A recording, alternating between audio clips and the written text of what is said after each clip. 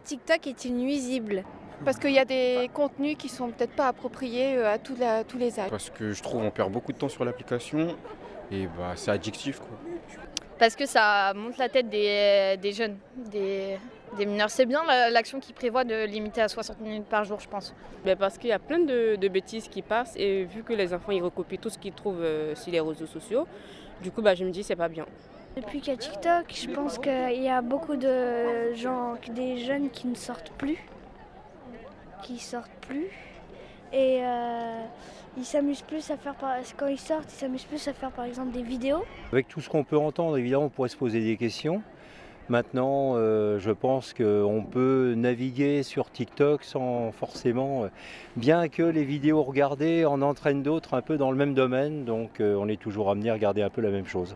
Je ne pense pas que TikTok soit nuisible, c'est un réseau social qui peut être utile pour les jeunes, pour qu'ils puissent communiquer entre eux. TikTok, c'est nuisible en tout cas pour la nouvelle génération, là, les petits qui y suivent, parce que vu qu'ils restent trop connectés sur leur téléphone, après il n'y a plus de choses dehors, ils sortent plus, ils vont plus voir leurs copains, il faut moins de choses.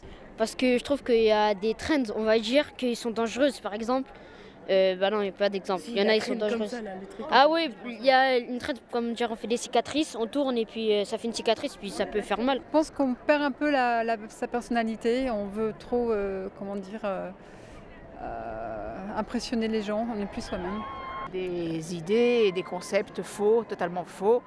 Et les jeunes, ils sont très sensibles malheureusement et voilà, ça véhicule de fausses idées. Lorsque je vois le nombre d'heures qu'on peut passer sur TikTok plutôt que celui d'aller lire un livre ou tout simplement de pouvoir aller au café avec un ami. C'est une appli malsaine, remplie de gens complètement fous.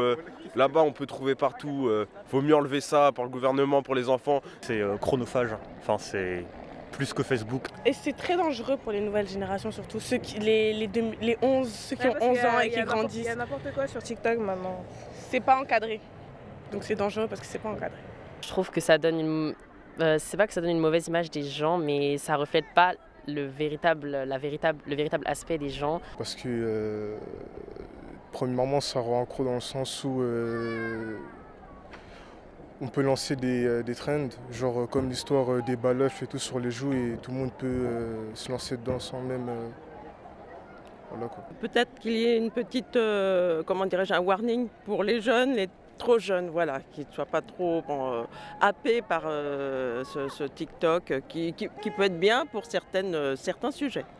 Le gros risque, c'est le côté addictif. C'est un moyen très facile de se donner une petite dose de dopamine. C'est de passer des heures par jour, de finir par passer 2, 3, 4 heures par jour, ce qui est particulièrement dangereux pour des adolescents et des jeunes adultes.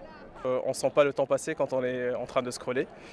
Peut-être que ça serait encore plus nuisible pour les gens de petit âge, dans le sens où peut-être qu'ils seront sur TikTok pendant tout ce temps-là au lieu de, je sais pas, se concentrer sur quelque chose d'autre.